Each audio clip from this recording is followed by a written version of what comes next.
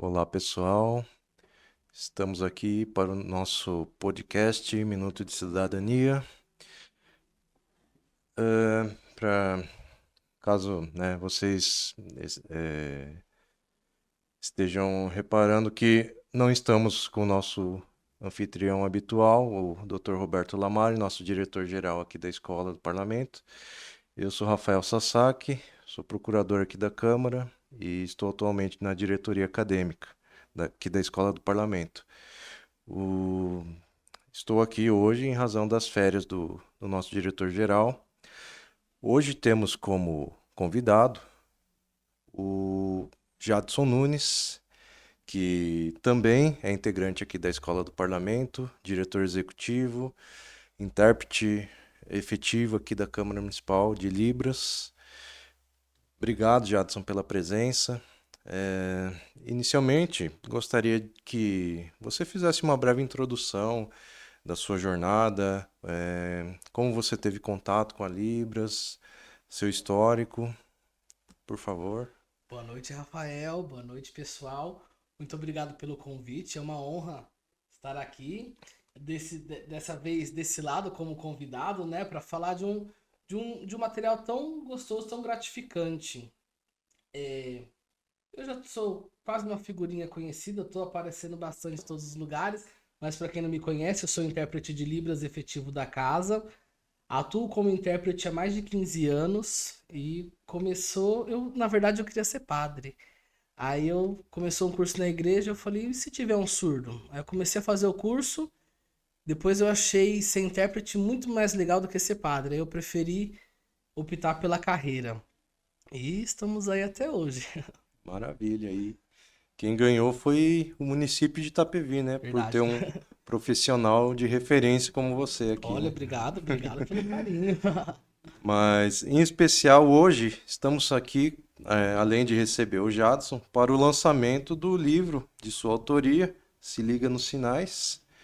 É, Quer fazer uma introdução para a gente, Jadson, do que aborda o livro? Quero. Esse livro, ele é um livro bem interessante e ele introduz a cultura surda, introduz a língua de sinais, ele apresenta quem são os sujeitos surdos, as pessoas surdo-cegas também, que é um tema assim difícil de encontrar, de encontrar na literatura. É um pouco mais difícil de você encontrar um surdo-cego na rua, mas é uma população existente. E a gente aborda também os sistemas de comunicação, fala um pouquinho sobre o profissional tradutor e intérprete. Então esse livro ele traz um pouquinho da literatura, o que está sendo discutido na atualidade sobre a questão da língua de sinais, da cultura surda, da comunidade surdo-cega, sobre o intérprete de Libras, traz esses aspectos. Ah, legal, Jadson. E falando na Libras, né, que é reconhecida hoje como um idioma oficial, correto? Exato. Você poderia nos falar um pouquinho do histórico dela, do desenvolvimento dela no Brasil? Muito bem. A Libras, ela comemorou neste ano 21 anos de existência. Ela foi oficializada em 2002 por meio da Lei Federal 10.436, no dia 24 de abril. Mas isso não significa que a língua de sinais ela passou a existir após a sua oficialização. Os surdos sempre existiram e sempre se comunicaram. Porém, antigamente eram gestos, era mímica, era a língua dos surdos, ou aqueles termos mais pejorativos que as pessoas costumavam utilizar, a língua do mudinho, mas nunca a língua brasileira de sinais. A partir da publicação da lei federal, foi instituída a língua brasileira de sinais, reconheceu como língua materna da comunidade surda e colocou e não inutilizou o português. A legislação ela diz que a comunidade surda tem a língua materna como Libras e a língua portuguesa na modalidade escrita como segunda língua. Então, uma comunidade bilíngue. Ah, legal, Jadson. Bom, o livro, como a gente pode, eu já, já tive acesso ao conteúdo dele. Ele aborda vários aspectos do dia a dia, né? Você poderia nos dar exemplos de como pode ser aplicada a Libras ao dia a dia? Perfeito, muito bem. Uma questão interessante que fala do dia a dia é uma parte do livro que fala sobre a a cultura surda. São alguns exemplos práticos do que acontece com a comunidade surda que é diferente da comunidade ouvinte. Por exemplo, é, você sabe, é possível, Rafael, um surdo receber uma visita na sua casa? Por exemplo, se uma pessoa visitar uma pessoa surda, é possível ou não? Um surdo não pode receber visitas? Pode receber Pode. visitas. Mas, por exemplo, se o surdo não tiver com o celular, como que faz para chamar? Se a campainha faz barulho e a porta também é sonora, como que o visitante vai comunicar o surdo que ele chegou? É uma coisa que o livro mostra, que os surdos podem receber. E é uma adaptação. Na casa do surdo, toca uma campainha luminosa, acende uma luz de uma outra cor, uma luz num outro cômodo, pisca uma outra luz, para dizer que não é o habitual, alguém está chamando na porta. Então, no dia a dia, a gente vai mostrando algumas peculiaridades da comunidade surda. Por exemplo, também em igrejas. Quando os surdos vão frequentar alguma igreja, tem algumas religiões que têm o hábito de falar, vamos dar as mãos para orar, para celebrar. O surdo não pode dar as mãos, porque ele se comunica pelas mãos. Então, nesse caso, os surdos eles unem os pés, ficam de pés unidos para manter as mãos livres para poder sinalizar, para fazer a sua prece. Então, são algumas questões específicas da comunidade surda que eu apresento nesse livro. Ótimo. Um outro exemplo aqui, numa situação educacional, né? Abordando esse viés, já que estamos numa escola, né? Como se aplica a Libras, nesse contexto educacional? Muito bem. É, Vamos usar a nossa escola de governo como referência, porque a Libras aqui, ela está em todos os ambientes. Ela está tanto como língua de instrução, como língua alternativa de tradução. Então, todos os nossos cursos são interpretados para a língua de sinais. Tudo existe a tradução para Libras para dar acessibilidade para os surdos. Então a gente não faz nenhuma atividade sem o intérprete de Libras. E uma outra questão é a Libras como língua de instrução. Nós temos aqui o curso de Libras, que a gente ensina a Libras como primeira língua, e nós temos também curso de oficinas voltado para os surdos, direto com a comunidade surda, que a comunicação ela acontece inteira em língua de sinais. E aí a tradução é para o português. Então a língua de sinais ela transita em diversos modos no ambiente educacional, em diversas esferas. Então, assim, nós é uma escola de governo, é uma especialidade, e a gente utiliza a língua de sinais no seu corpo completo. Numa escola de ensino fundamental, também tem as escolas bilíngues para surdos, que a Libras é a língua de instrução. E tem as escolas regulares de educação inclusiva, que os alunos eles são inclusos na sala de aula com a presença de um profissional intérprete. A aula é ministrada em português e traduzida para a língua de sinais. Então, a Libras ela é utilizada em todas as esferas, em todas as modalidades de ensino. Ah, perfeito, Jadson. Um outro exemplo aí do dia a dia, né, que o pessoal pode estar se perguntando, como é aplicada a Libras, por exemplo, numa situação de consulta médica? Consulta médica, Rafael, já começa um problema na recepção. Porque quando você vai ao médico, como que o médico te chama no consultório? Pelo nome. Ele fala um pouco mais alto, Rafael, e você se direciona ao consultório. Os surdos, eles já estão acostumados com este sofrimento. Então eles já sentam próximo à sala do médico para tentar fazer a leitura labial do médico. Os que fazem. Os que não fazem avisam na recepção: ah, eu sou surdo, mas essa informação até chegar ao consultório, ela se perde. Então, geralmente, é um problema e começa na recepção.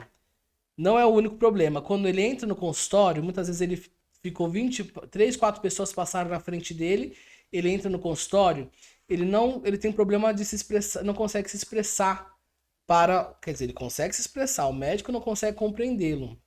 Então, já existe aí um problema enorme. Já teve casos terríveis por erros médicos devido ao problema de comunicação. Existe uma alternativa? Existe. As centrais de Libras. Por exemplo, não é possível ter um intérprete de Libras em cada OBS, falando do município.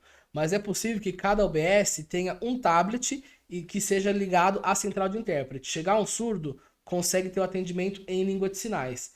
É um viés. Esse é uma questão que a gente trabalha no livro também, as questões de acessibilidade para os surdos. Eu tô vendo aqui no livro, Jadson, que a didática dele é muito boa, tem inclusive uma série de ilustrações, né? Eu tô aqui em especial na parte da surdo-cegueira. Você poderia nos conceituar exatamente o que que é a surdo-cegueira? Perfeito, Rafael. As pessoas, quando falam de surdo-cegueira, em geral, pensam que é uma múltipla deficiência, que é apenas a junção da surdo-cegueira, que é a junção da surdez mais a cegueira. Mas não é. A surdo-cegueira, ela é considerada deficiência única, inclusive pela OMS. Por quê? Porque não é apenas a junção, existem outras características que a definem como deficiência única. Por exemplo, a comunicação. Nesse livro a gente apresenta 16 sistemas de comunicação para surdos cegos.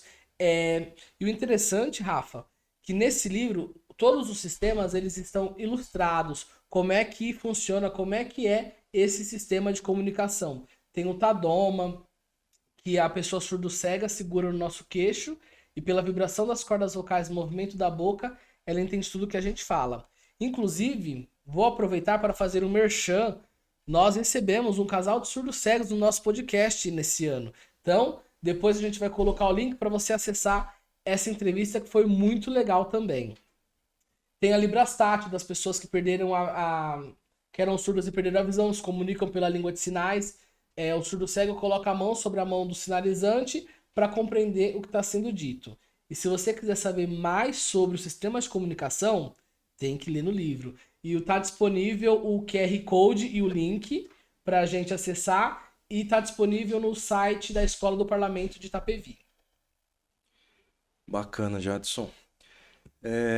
Ainda nesses aspectos, né, que a gente aborda aí das dificuldades da comunidade vividas aí no dia a dia, né?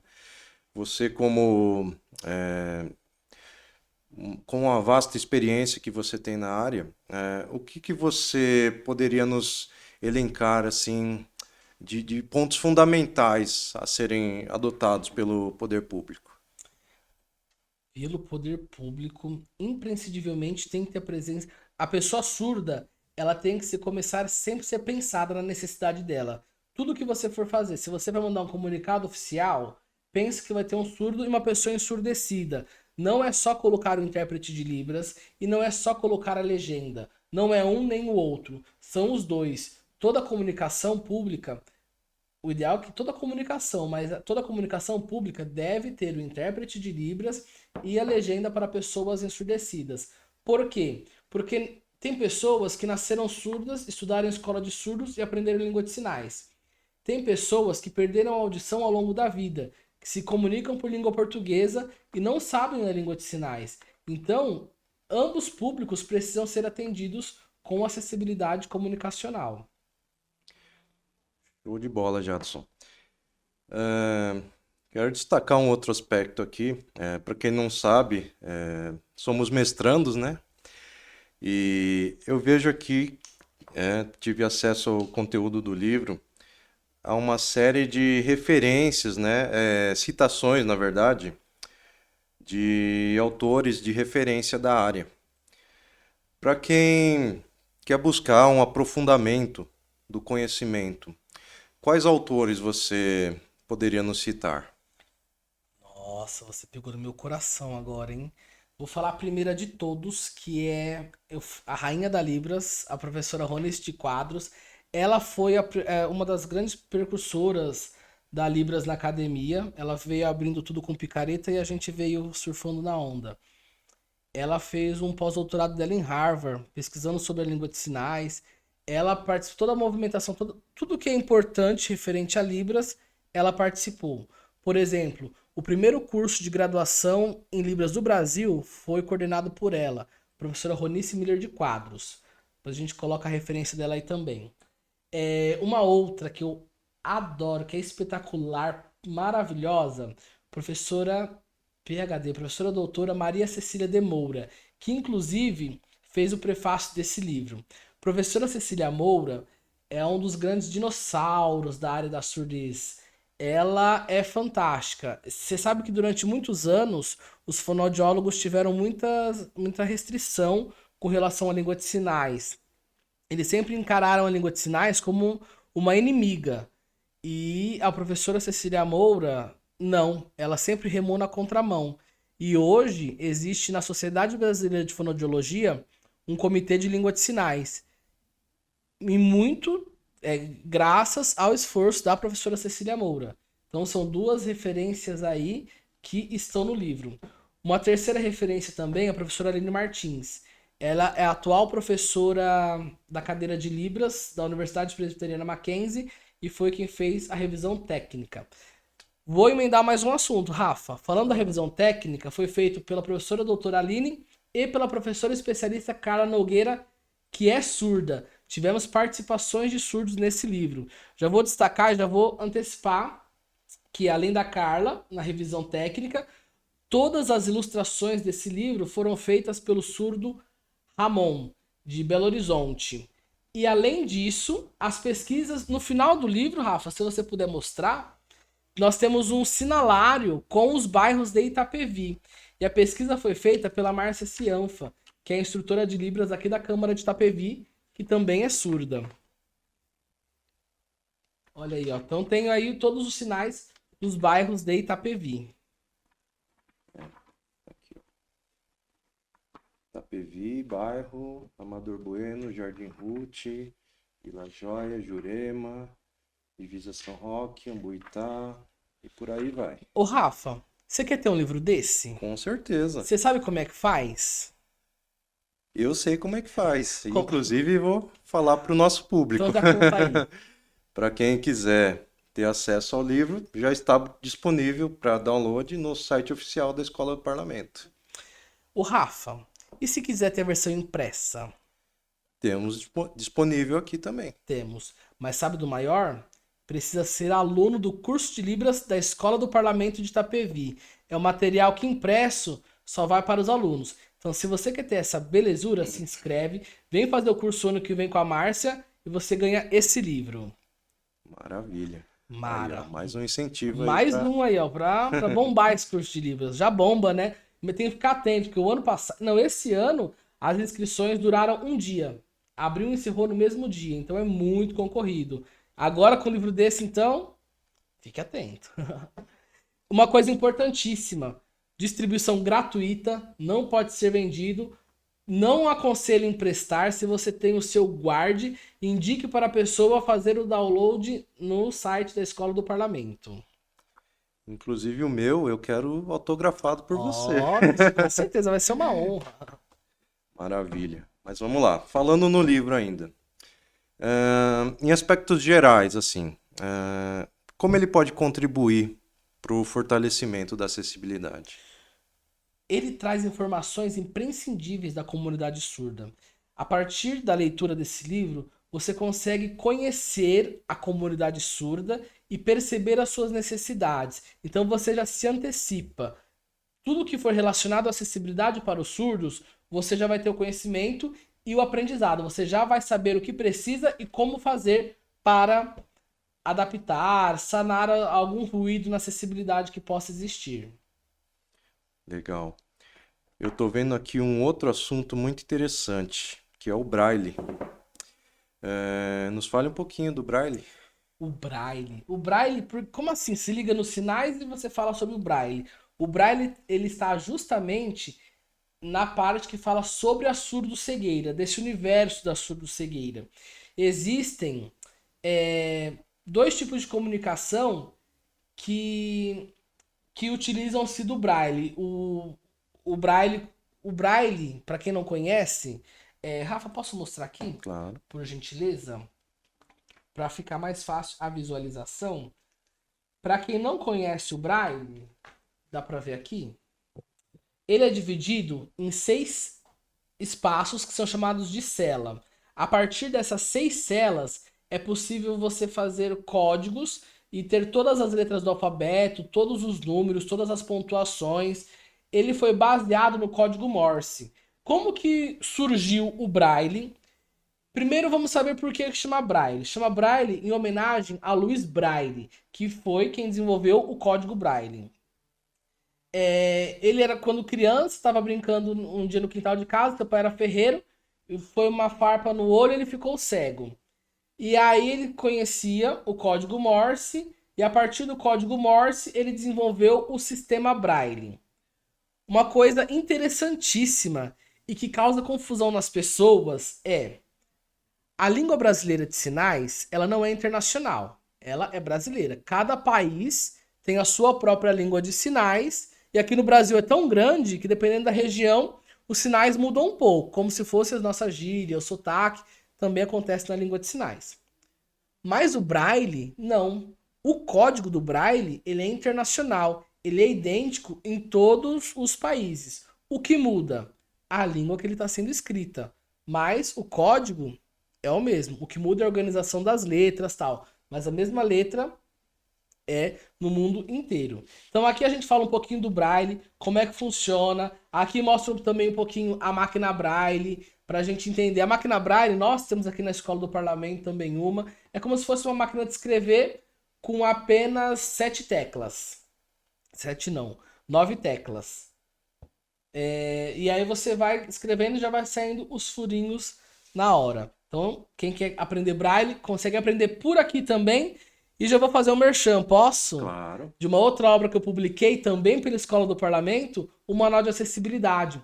No manual, também você aprende sobre o Braille, sobre a surdez e tem dicas de relacionamento com todas as deficiências. Com a deficiência intelectual, com o autismo, com a pessoa com mobilidade reduzida, com o idoso. E pensar o que você precisa fazer para adaptar e tornar acessível os espaços. Bacana, Jadson. E quando eu falei que somos mestrandos, é porque um mestrando vive a fazer pesquisas, né?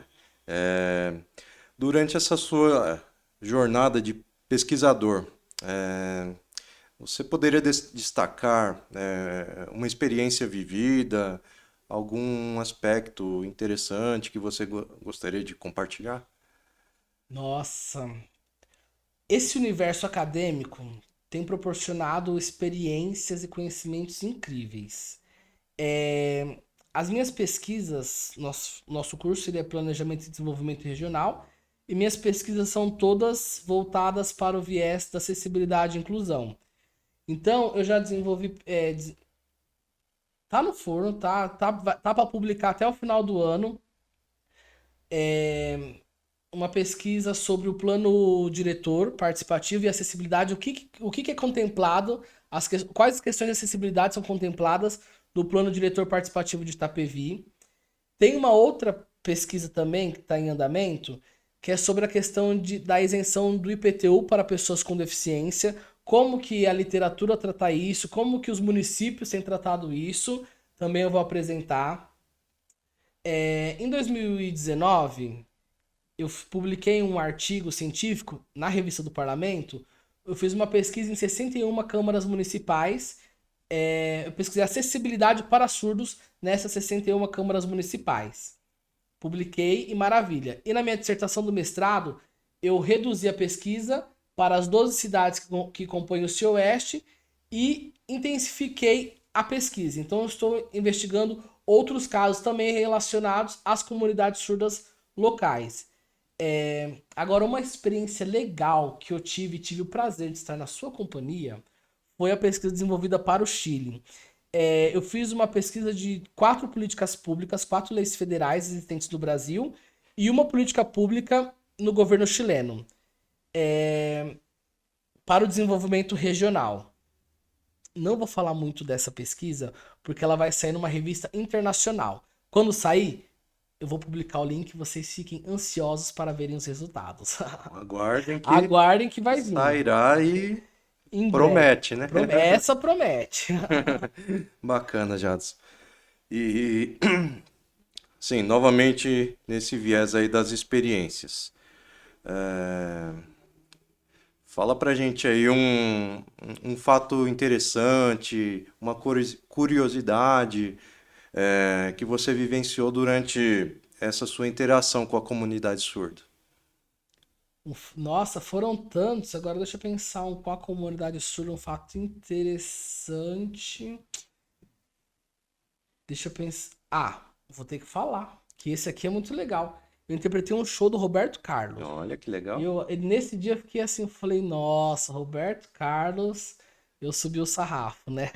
Agora, academicamente falando, eu interpretei o professor Fiorin, da USP, é o Deus da Linguística da USP, e eu tive a honra de interpretá-lo também. E diversos outros também. Recentemente eu tive com o ministro da Educação, fiz a tradução de uma fala dele, então estou ocupando vários espaços também legais com a comunidade surda. Tá sempre em eventos de destaque. Sempre, graças a Deus, continue assim.